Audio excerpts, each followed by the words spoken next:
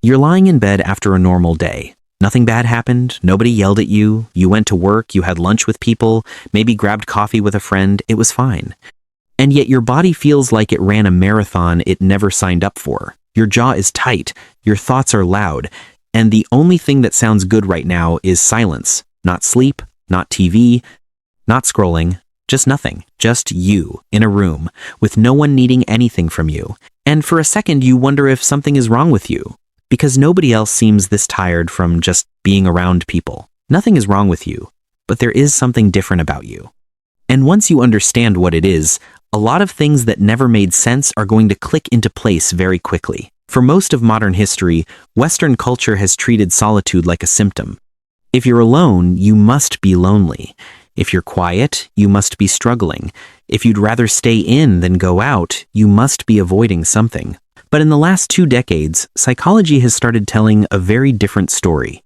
Researchers like Thuy V. Nguyen at Durham University have found that people who actively choose solitude show better emotional regulation and higher well-being than people who simply tolerate being alone.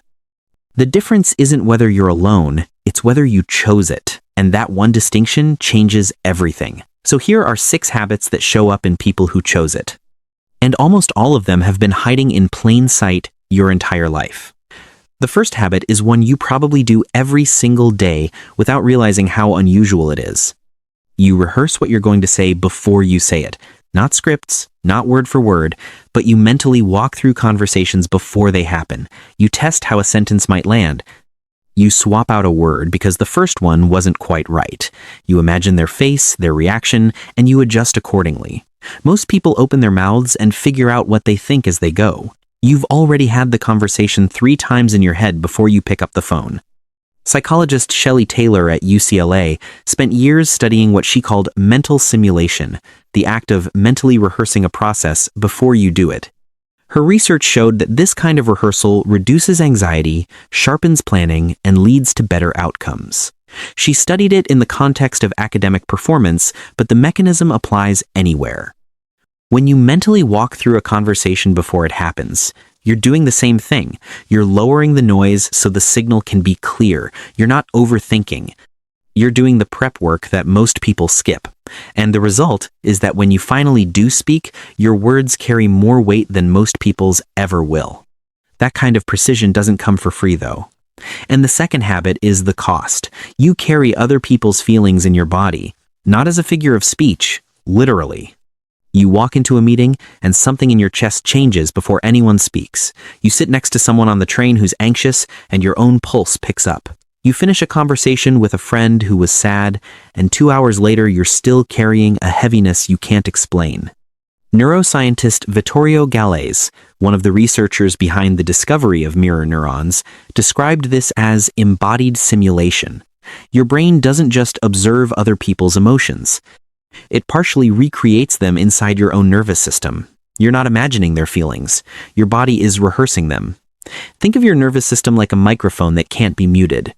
It picks up every frequency in the room whether you want it to or not. And by the end of the day, you're not tired from what you did. You're tired from everything you absorbed. That's why solitude isn't a luxury for you. It's maintenance.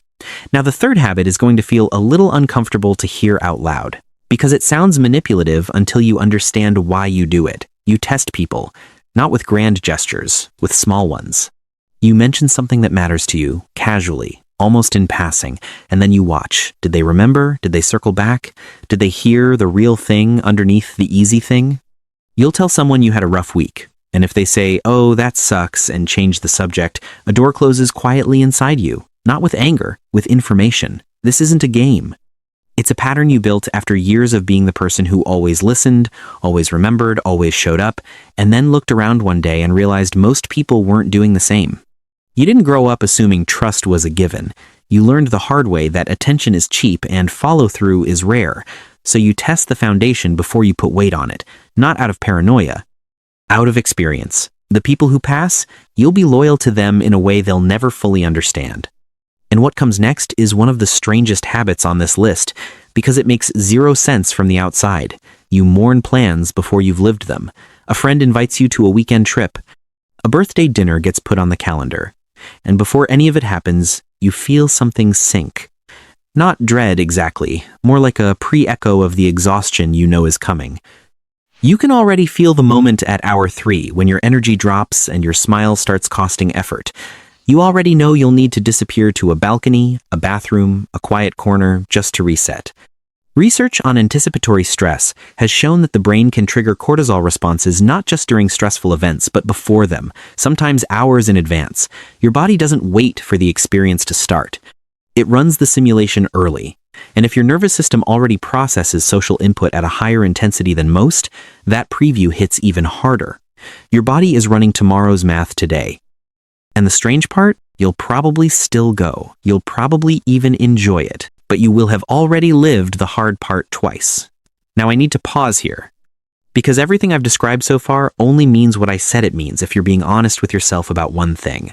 Are you alone because it feeds you, or because connection has become something you've quietly given up on? Because those two things produce the exact same behavior from the outside. Both look like someone who prefers their own company. But one is a source of strength, and the other is a wound dressed up as a preference. If your solitude feels like breathing, keep going. But if it has started to feel more like hiding, that's worth sitting with. Maybe even worth talking about with someone who's earned your trust.